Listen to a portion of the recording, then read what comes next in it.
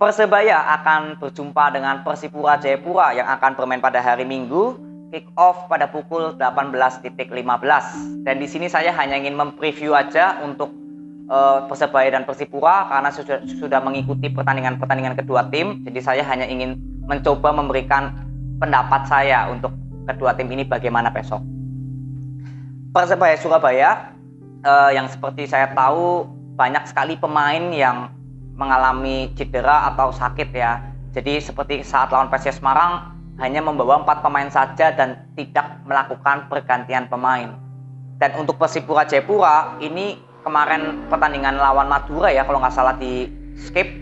Jadi artinya Persipura Jayapura sebenarnya memiliki waktu yang cukup panjang ya untuk mempersiapkan lawan Persebaya Surabaya. Dan tidak banyak pemain yang ada, tapi ada pemain yang cukup. Ada 3 pemain kalau nggak salah dari Persipura Jayapura, terutama Mandowen ya yang dipanggil ke timnas. Jadi ini juga menjadi salah satu kekurangan pemain ya, karena boleh dibilang Mandowen juga pemain yang cukup bagus ya di permainan Persipura Jayapura ya, selalu bermain inti. Jadi boleh dibilang bahwa kedua tim secara masalah persiapan pemain, baik dari Persebaya Surabaya yang pemainnya kemungkinan kembali lagi cadangannya, saya juga ingin melihat besok ya cadangannya akan membawa berapa ini Persebaya Surabaya. Dan untuk Persipura Jayapura memang ada hanya beberapa pemain saja yang dipanggil ke timnas, tapi intinya untuk Persipura Jayapura di masalah pemain cadangannya saya kira nggak ada masalah. Jadi ini sudah ada perbedaan untuk Persebaya dan Persipura Jayapura. Tapi semoga di pertandingan besok Persebaya Surabaya bisa membawa pemain ya paling tidak minimal 7 ya, agar nggak seperti lawan PSIS Semarang kemarin sangat kelelahan sekali pemain dari Persebaya Surabaya. Dan saya hanya ingin fokus kepada permainannya juga, bahwa Persebaya Surabaya di pertandingan kemarin PSIS Semarang memang tidak dapat mencetak gol. Jadi di lini pertahanan Persebaya Surabaya sudah bagus, tinggal cara melakukan penyerangan. Dan sebenarnya kalau yang saya lihat dari Persebaya Surabaya itu sebenarnya untuk lini depannya memang sudah konsistensi ya. Hanya saja memang kemarin lawan PSIS Semarang yang saya lihat memang fix kondisi masalah pemain yang sudah terlihat kelelahan di menit 70 ke atas. Mungkin kalau banyak pemain yang bisa dimasukkan juga ya mungkin akan merubah papan skor, itu juga bisa terjadi karena pemain-pemain yang masih fresh ya. Dan Persipura Jayapura ini kemarin juga kalah ya dari Arema 1-0, dan itu juga Arema mencetak golnya melewati free kick ya atau set play bola mati. Jadi sebenarnya secara permainan Persipura Jayapura itu kemarin lawan Arema itu sudah bermain bagus. Cara permainan saya, pemain tengah ini sudah bagus. Hanya saja memang formasi yang diturunkan saya melihat 4-4-2 itu sebenarnya nggak banyak seperti berjalan saat melakukan penyerangan. Berbeda ketika bermain 4-3-3. Tapi mungkin ya kalau Yeven nggak dimainkan pun diganti oleh striker yang memiliki kecepatan juga ya, seperti Ricky Power ya kalau nggak salah. Itu juga memiliki kecepatan ya. Jadi kalau misalkan di pertandingan besok lawan Persebaya Surabaya memakai formasi 4-3-3 lagi tapi nggak memainkan Yeven, tetap tidak ada masalah. Justru cara penyerangan Persipura Jayapura kemungkinan akan terlihat baik, karena terlihat saat Persipura Jayapura ini imbang lawan Persiraja Banda Aceh. Itu terlihat jelas ketika Yeven dan Fergonzi diganti lalu dimasukkan pemain-pemain yang memiliki kecepatan.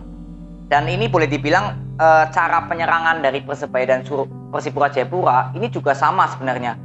Banyak melakukan permainan sayap. Jika ada di Persipura ada Pahabol ya, dan juga ada Ricky Power mungkin ya, saya lupa namanya, Ricky kalau nggak salah itu.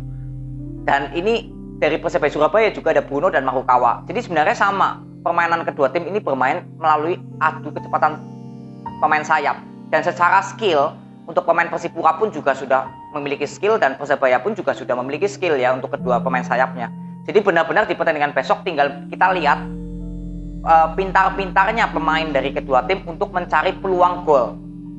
Dan cara melakukan penyerangannya, apakah banyak pemain tengah ya, variasi serangan dari pemain tengah, itu kita akan lihat juga. Karena Persebaya Surabaya kemarin PSIS Semarang itu mendominasi bola possession. Dan Persipura Jayapura saat kalah lawan Arema itu juga bola possession dikuasai oleh Persipura Jayapura.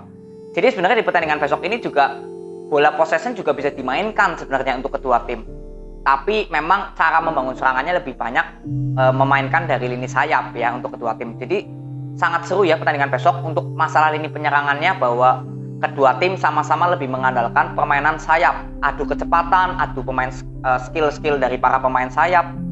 Tinggal kita lihat peluang yang didapatkan dari kedua tim, finishingnya ini yang bisa mencetak gol dulu siapa, itu yang menjadi sorotan saya. Karena kemarin Persebaya Surabaya banyak peluang, belum terjadi gol lawan PSIS Semarang. Dan Persipura Jayapura juga banyak peluang, tapi nggak bisa mencetak gol juga saat kalah 1-0 dari Arema. Jadi ini pembuktian untuk finishing atau power mencetak gol untuk kedua tim. Untuk Persebaya Surabaya kembali lagi harus menunjukkan tajinya yang mencetak golnya selalu banyak.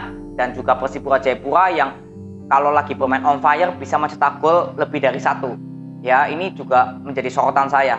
Dan juga saat melakukan pertahanan untuk Persebaya Surabaya, kalau kemarin lawan PSIS Semarang itu saya mengomentari sampai 70 menit aja ya. Karena 70 menit ke atas pemain dari Persebaya Surabaya sudah banyak yang kelelahan, terlihat sekali. Jadi saat melakukan pertahanan banyak pemain yang sudah capek untuk membantu pertahanan. Tapi yang saya ambil sisi positifnya bahwa Persebaya Surabaya itu tetap bermain ngepressing ya. Ngepressing saat lawan PSIS Semarang, ngepressing sampai keluar.